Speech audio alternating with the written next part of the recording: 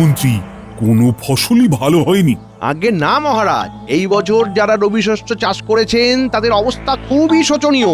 আসলে এই বছর তো বৃষ্টি তেমন হয়নি, আর প্রকৃতির ওপর তো আমাদের কারও কোনো হাত নেই। তাহলে মহারাজ খাজনার কি হবে? না না না না, প্রজারা যখন চাষবাসই করতে পারেনি, তাহলে আমি সেখানে খাজনা কিভাবে নিই? এই রে, খাজনা না নিলে তো আমি সেখান থেকে নিজের আখেরটা গোছাতে পারবো না। না না না না না, যেভাবেই হোক মহারাজকে আমাকে রাজি করাতেই হবে। কিন্তু খাজনা না নিলে যে আমাদের রাজকোষ চালানো অসুবিধা হয়ে যাবে মহারাজ। সেটাও তো কথা। কি করা যায় বলো তো তাহলে? আমি বলছিলাম কি, সবার থেকে অল্প অল্প করে যদি খাজনা নেওয়া যায়, তাহলে মানে না না মহারাজ, এই পরিস্থিতিতে খাজনা নেওয়া মানে তো জেনে বুঝে সাধারণ প্রজাদের বিপদে ফেলে দেওয়া। ও গোপাল, কিছু একটা উপায় বলো, না হলে তো এই সমস্যার সমাধানই হবে না। দেখুন মহারাজ, যাই হয়ে যাক, প্রজাদের থেকে খাজনা নেওয়া যাবে না, কিন্তু আমাদের রাজকোষকেও ফাঁকা রাখা যাবে না।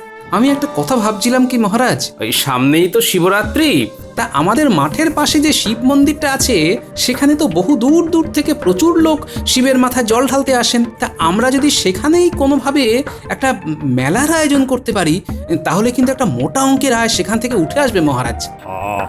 ব্যাপারটা একটু খুলে বলো তো গোপাল। মানে যারা যারা ওখানে দোকান দেবে তাদের থেকে আপনি কিছু অর্থ নিয়ে নেবেন, এতে রাজকোষও পূর্ণ হবে, সকলের রোজগার হবে, আর প্রজাদের খাজনাও দিতে হবে না।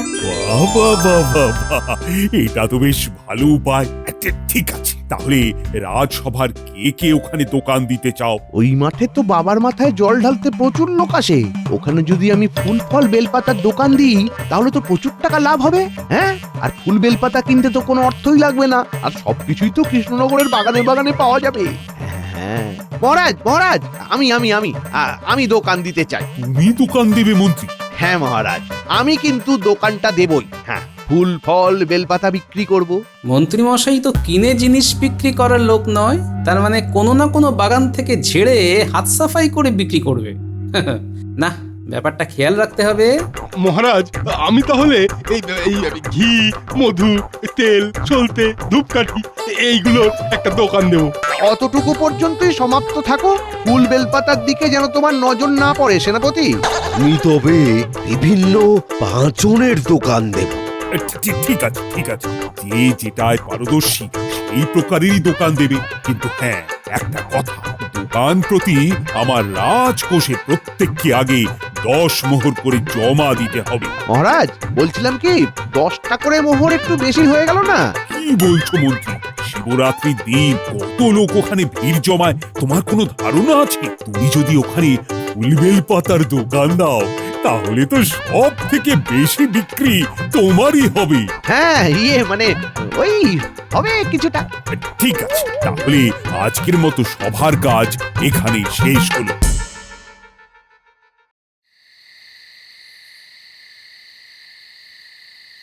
বলি সবাই তাহলে আমাদের ওই শিব মন্দিরের পাশের মাঠে দোকান দিচ্ছে? এখনো পর্যন্ত তো সেরকমই কথা হলো। আসলে ওই চাষবাসের যা পরিস্থিতি, তাতে এই সিদ্ধান্তে না এসে কোনো উপায় নেই গিন্নি। তাহলে তো সবাই অনেক অনেক টাকা রোজগার করবে। তা করবে ওই কি, রাজকোষও পূর্ণ হবে, আর যারা দোকান দেবে তারাও কিছু লাভ করবে। গো, সবাই তো দোকান দিচ্ছে, তা তুমি দোকান দেবে না? দোকান দিতে গেলে মোহর লাগবে। মোহর আছে তোমার কাছে? মোহর আমি আর মোহর কোথায় পাবো? কিন্তু তোমার ওই সিন্ধুকে 3খানা না 4খানা মোহর আছে। আরে যেটা তুমি আগের বার পুরস্কার পেয়েছিলে ওটা দিয়ে হবে না? না, হবে না। মহারাজ স্পষ্ট বলে দিয়েছেন 10টা মোহর দিলে তবেই দোকানের জন্য জায়গা পাওয়া যায়। 10টা মোহর? ওরে বাবা রে, বলি এতগুলো মোহর তো নেই। মোহর যখন নেই তখন কথাও বাড়িয়ে লাভ নেই। হ্যাঁ গো, তুমি একবার মহারাজকে বলো না এই একটু কম সম করে দিতে। মহারাজ দেখবে তোমার জন্য কিছু একটা ব্যবস্থা করে দেবেন। হ্যাঁ, ঠিক আছে, তুমি যখন বলছো তখন দেখি কাল রাজসভায় গিয়ে বলবোখন, যদি মহারাজের আমার প্রতি একটু দয়া হয়। আচ্ছা, মহারাজ যদি রাজি হয়ে যান তাহলে কিসের দোকান দেবে? কিসের দোকান দেব? এটাই তো বড় প্রশ্ন। এই প্রশ্নের তো সমাধান নেই গিন্নি।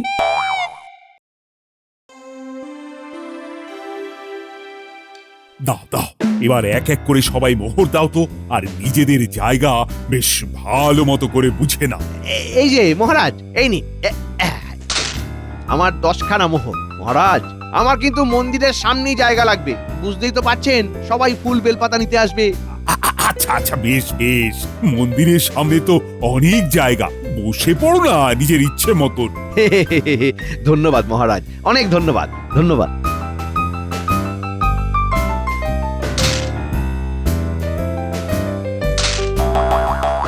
তাহলে সবাই সবার জায়গা বুঝে নিয়েছো? আগে হ্যাঁ মহারাজ। এ কি গোপাল, তুমি দাঁড়িয়ে আছো কেন? তুমি দোকান নেবে না? মানে মহারাজ, কি মানে মানে করছো বলো তো? আসলে মহারাজ, ব্যাপারটা হয়েছে কি, গোপাল যা কিপটে, 10টা মোহর দিয়ে গোপাল দোকান দেবে না। কি গোপাল, এই সময়েও কিপ্টেমি? অবশ্য সবাই মোহর দিয়ে দোকান বসানোর জন্য জায়গা নিয়ে নিয়েছে, এখন তো আর মন্দিরের সামনের ভালো জায়গা বরাদ্দ করতে পারবো না। বলছিলাম কি মহারাজ, এই মন্দিরের সামনের জায়গায় দোকানের জন্য আপনি সবার থেকে 10 মোহর করে নিচ্ছেন, কি তাই তো? হ্যাঁ, এ তো আমি কালকেই ঘোষণা করে দিয়েছি। আর মন্দিরের পিছনের জায়গাটার জন্য আপনি কতগুলো মোহর বরাদ্দ করেছেন মহারাজ? গোপাল, তোমার কি বুদ্ধি শুদ্ধি সব হাঁটুর নিচে চলে গেল? আচ্ছা, মন্দিরের পেছনে আবার কে জায়গা নেবে? আগে আমি মহারাজ। হ্যাঁ, তুমি তুমি মন্দিরের পেছনের জায়গা নিয়ে কি করবে? আগে মহারাজ, ব্যবসা করব। মহারাজ, মহারাজ, গোপালের মতিভ্রম হয়েছে, না হলে মন্দিরের পিছনে কেউ দোকান দিতে চায়? সেটাই তো, লোকে মন্দিরে পুজো দিতে আসবে, মন্দিরের পিছন দিকে কে যাবে? হ্যাঁ?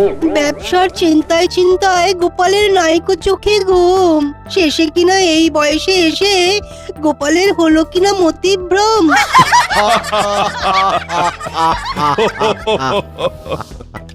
মহারাজ, এখানে সবাই কিন্তু আমাকে নিয়ে মস্করা করছে। আরে গোপাল, গোপাল, তুমি যা কথা বললে তাতে কি মস্করা না করে থাকা যায়?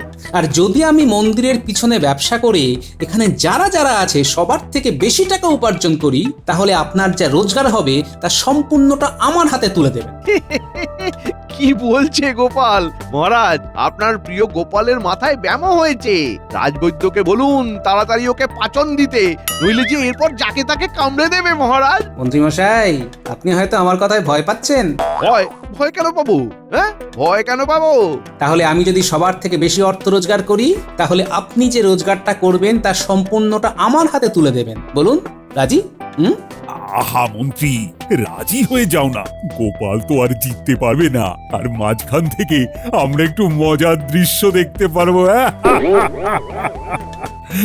ঠিক আছে ঠিক আছে, তুমি মন্দিরের পেছনেই ব্যবসা করো, আমাকে আর মোহর দিতে হবে না। ঠিক আছে ঠিক আছে মহারাজ, আপনি যখন বলছেন, আর আমিও দেখতে চাই গোপালের দৌড় কত দূর। আমি তোমার কথায় রাজি গোপাল, তোমার কথায় আমি রাজি। মনে রাখবেন যেন, ভদ্র মানুষের এক কথা। আর মহারাজ, আপনিও সাক্ষী থাকলেন। আচ্ছা আচ্ছা গোপাল, আচ্ছা, আমি মন্ত্রীর হয়ে সাক্ষী থাকলাম, কিন্তু তুমি দোকানটা দেবে কিসের? ওটাই তো রহস্য মহারাজ।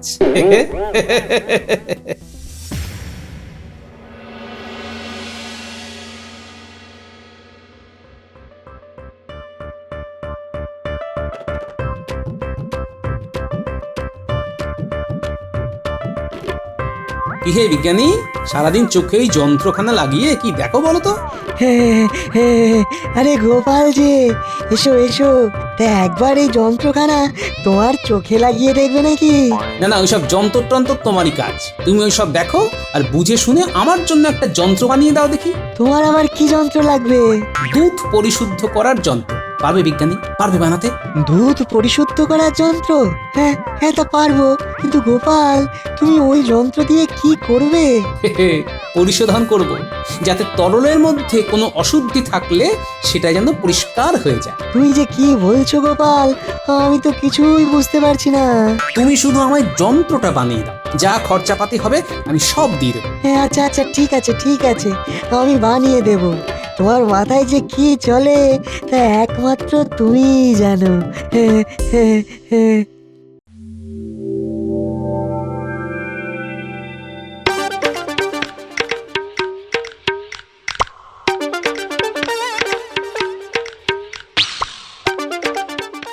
চলো গিন্নি, একটু সামনে গেলে একটা বাগানে ভালো জাতের বেল গাছ আছে, পাকা পাকা বেল।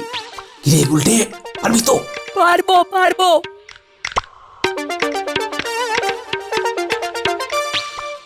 উফ, সেই তখন থেকে বেলটা পাঠার চেষ্টা করছি, কিন্তু বেলটা কিছুতেই পড়ছে না। আরে ছেড়ে দাও না, অন্য বেল পাড়ার চেষ্টা করো। ওহ, আরে বাবা রে, আরে গিন্নি, তুমি বুঝতে পারছো না, কাল শিবরাত্রি, কাল এক একটা বেলের দাম সোনার থেকেও বেশি দামি হবে। তাই বলছি, দাঁড়িয়ে না থেকে আমার সাথে একটু হাতে হাত লাগাও না। আমি না তো কি আমি? ও, কপাল করে একটা বউ পেয়েছি, পুরো বেগুন, কোনো গুণ নেই। কি তুমি আমাকে বেগুন বললে? কানা বেগুন বলিনি, এই তোমার অনেক ভাগ্য। থাকবো না, থাকবো না, আমি তোমার সাথে থাকবো না। সারাদিন সংসারের হেসেল সামলে এখন নাকি আমি বেগুন? থাকবো না। আরে খেলা তো পুরো জমে উঠেছে। একটু ঘি ঢালতে হবে। থাকতে হবে না, কে তোমায় থাকতে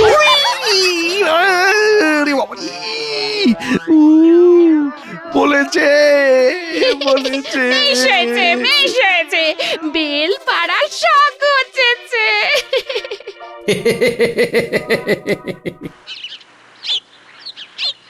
গিন্নি আমি চলাম। তুমি চললে কোথায়? হ্যাঁ, আরে গিন্নি ভুলে গেলে, কাল তো শিবরাত্রি, আমার দোকানের ব্যবস্থাটা করতে হবে তো। গো, এই তোমার কথা তো আমি কিছুই বুঝতে পারছি না। এদিকে বলছো দোকান দেবে, কিন্তু কিসের দোকান দেবে, কি বৃত্তান্ত কিছুই বলতে পারছো না। কি গো? আরে কাল শিবরাত্রিটা আসতে দাও, তারপর না হয় দেখা যাবে কিসের দোকান দেওয়া যায়। কি বলো? হ্যাঁ যাই হোক, আমি চললাম, কিন্তু আমার সৈন্য সামন্তরা এখনো এলো না কেন? দাদু, ও দাদু, কোথায় গেলে? ওই দেখো, বলতে না বলতেই চলে এসেছে। কিরে, সব তৈরি তো? হ্যাঁ দাদু, আমরা তৈরি হয়ে চলে এসেছি, চলো চলো। হ্যাঁ হ্যাঁ, ও গিন্নি আমি চললাম, বুঝলে? এই চল চল চল চল চল।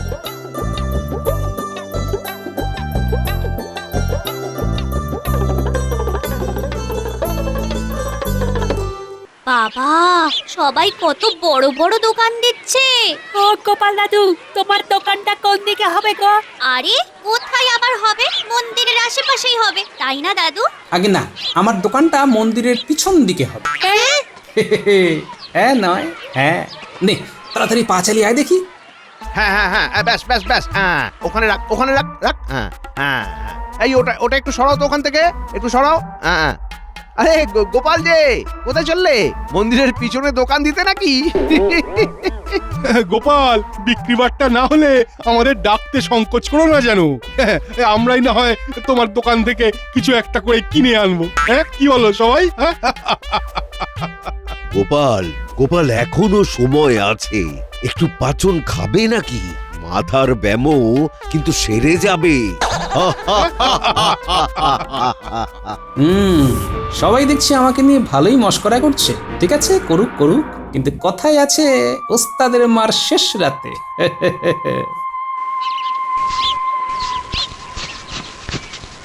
হ্যাঁ হ্যাঁ, আরে আরেকটু ডান দিকে যা, আরেকটু ডান দিকে।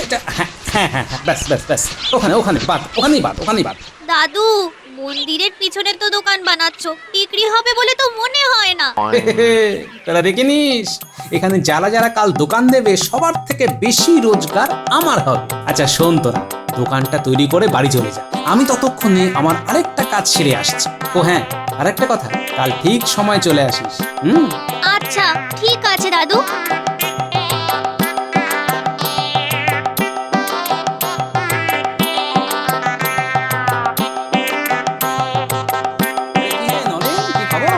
আরে গোপাল দাদা, এসো এসো এসো।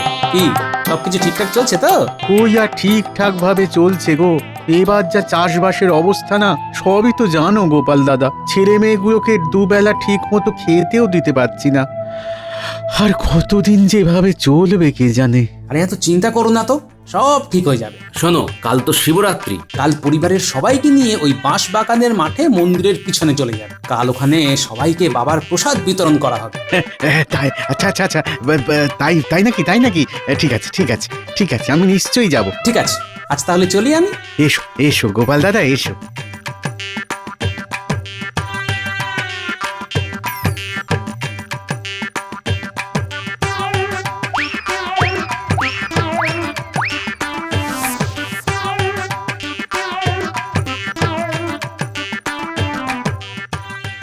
উফ, বাবা রে, মোটামুটি সবার বাড়িতে বলা হয়ে গেল।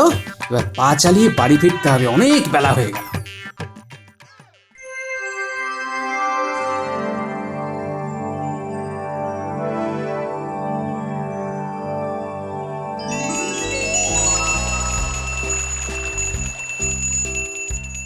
আসুন আসুন আসুন, সুলভ মূল্যে ফুল বেলপাতা নিয়ে যান। আসুন আসুন আসুন।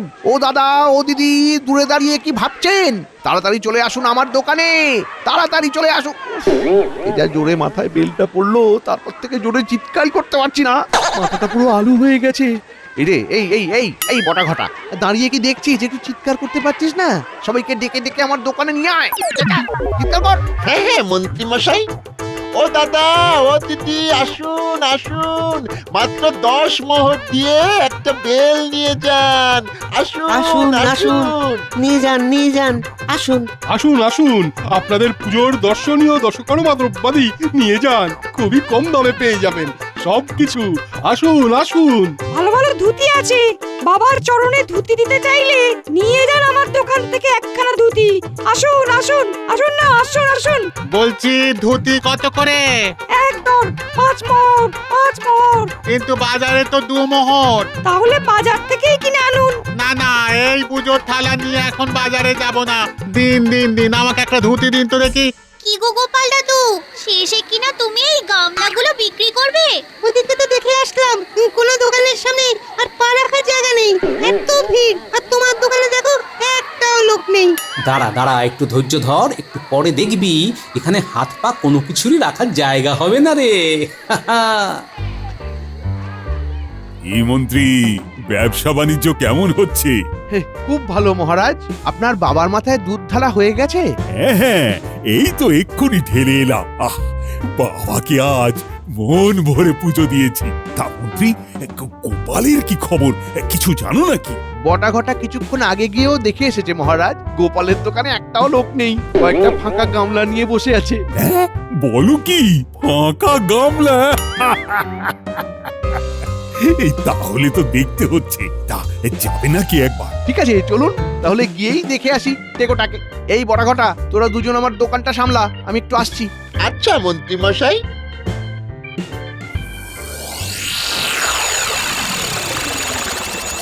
সত্যি দাদু, তোমার মাথায় কিছু বুদ্ধি আছে। প্রথমে তো ভেবেছিলাম তোমার মাথায় ব্যায়ামই হলো নাকি, নইলে কেউ মন্দিরের পেছনে দোকান দেয়। তারপর তুমি দেখিয়ে দিলে মন্দিরের পিছনে দোকান দিয়ে কিভাবে বুদ্ধি করে আয় করা যায়। নে নে, ওই গামলাটা ভরে গেছে, ওটা এবার সরিয়ে আরেকটা নতুন গামলা দে।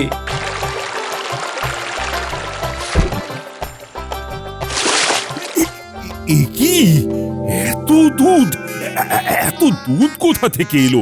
আরে মহারাজ যে, আসুন আসুন আসুন। না না গোপাল, তুমি আমায় বলো তো, এত দুধ তুমি কোথা থেকে পাচ্ছ? ওই যে ভোলে বাবার মাথা থেকে। কিন্তু তুমি এই বুদ্ধি পেলে কোথায়? দেখুন মহারাজ, এখানে প্রচুর ভক্ত এসেছেন, সবাই বাবার মাথায় দুধ ঢালছেন, সেই দুধ বাবার মাথা থেকে সরাসরি এইখান দিয়ে বেরিয়ে আসছে। তাই ভাবলাম এত দুধ নষ্ট না করে যদি কিছু করা যায়। আর তারপরেই আমি বিজ্ঞানীর থেকে দুধ পরিশোধন করার জন্য একটি যন্ত্র বানিয়ে নিলাম, আর সেই যন্ত্রই এইখানে লাগিয়ে সম্পূর্ণ দুধ পরিশোধন করে নিচ্ছি। আর এইভাবেই আমি গামলায় গামলায় দুধ সঞ্চয় করছি। মহারাজ, আমার মাথাটা কেমন যেন বনবন করে ঘুরছে, বনবন করে ঘুরছে। এখন তো সবে শুরু মন্ত্রী মশাই। হ্যাঁ, মহারাজ, আমি শেষ, আমি শেষ মহারাজ, আমি শেষ। সত্যি গোপাল, আমি তো ভাবতেই পারছি না তোমার এত বুদ্ধি। মন্দিরের পেছনে দোকান দিয়ে এভাবে যে উপার্জন করা যায়, এই কল্পনা তো আমি স্বপ্নেও করতে পারবো না। এ কি, এত লোক কেন এখানে? এই সবাই তো মনে হচ্ছে এদিকেই আসছে। মহারাজ, বাবার প্রসাদী এই দুধ আমি সকল গ্রামবাসীর মধ্যে দান করে দিতে চাই মহারাজ, যারা এতদিন অনাহারে দিন কাটাচ্ছিল। তাই কাল সবার বাড়ি বাড়ি গিয়ে সবাইকে নিমন্ত্রণ করে এসেছি। এত দুধ তুমি দান করে দেবে? বাবা, ভালো ভালো, খুব ভালো, খুব ভালো। হ্যাঁ হ্যাঁ হ্যাঁ, দান করো, দান করো, সকলকে দুধ দান করো। সত্যি গোপাল, তোমাকে আমরা কিপ্টে বলে কতই না মস্করা করেছি, কিন্তু তোমার মতো এই মন সত্যি এই গোটা কৃষ্ণনগরে কারোর নেই। এই কৃষ্ণনগরবাসীর কথা তোমার মতো করে কেউ ভাবতে পারে না। এই না, এই নাও, ধরো, এখানে 10টা মোহর আছে। এটা আমার পক্ষ থেকে তোমার জন্য ছোট্ট একটা উপহার। ধন্যবাদ মহারাজ, ধন্যবাদ। কি মন্ত্রী মশাই, আমি তো আমার কথা রেখেছি, এবার আপনার কথাটা রাখুন। বলছিলাম কি গোপাল, অনেক কষ্ট করে সকাল থেকে দোকান দিয়েছি, কিছু অন্তত যদি আমায় দিতে। আজ্ঞে না, না না, পুরোটাই আপনার। এই, এ কি বলছো গোপাল? পুরোটাই আমার? তুমি কিচ্ছু নেবে না? কিচ্ছু না? না মন্ত্রী মশাই, আপনি এত কষ্ট করে দোকান দিয়েছেন, সেই ভাগের ভাগীদার আমি হতে পারবো না। তবে হ্যাঁ, আমাদের সকলকে কিন্তু আপনাকে মিষ্টি খাওয়াতে হবে। আরে নিশ্চয়ই নিশ্চয়ই। কটা মিষ্টি খাবে বলো? বলো বলো বলো বলো, কটা মিষ্টি খাবে বলো? আর বলো না, আমি নিজে সবাইকে খাওয়াবো, সবাইকে খাওয়াবো। হ্যাঁ। বাবা, কৃষ্ণনগরের মন্ত্রীর মুখে এত হাসি, হ্যাঁ? সত্যি গোপাল, তোমাকে যত দেখছি ততই অবাক হচ্ছি। তুমি গোটা কৃষ্ণনগরের গর্ব।